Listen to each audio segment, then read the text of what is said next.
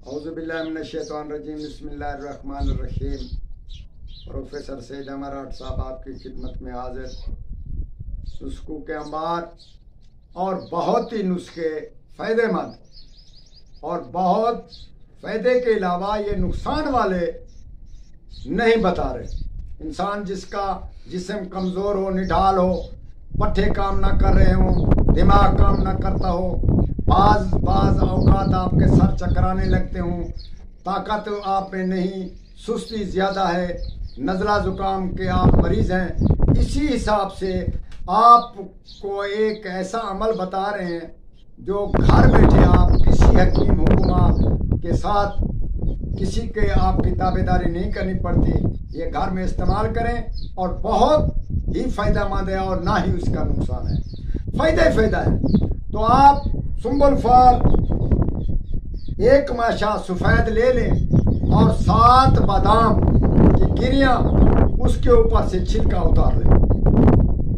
उतारने के बाद उसको एक दिन खूब रगड़ें, जैसे वो बिल्कुल पीस कर बारीक हो जाए। दूसरे दिन फिर भी 7 गिरियाँ ऐसे उसके छिलका उतार दें और खूब रगड़ें। एक दिन रोज़ाना रगड़ते रहें और उसको बनाते रहें। इसी तरीके से 7 दिन रोज़ाना 7 बादाम आप उसमें डालकर रगड़ते रहें और ये काम करते रहें।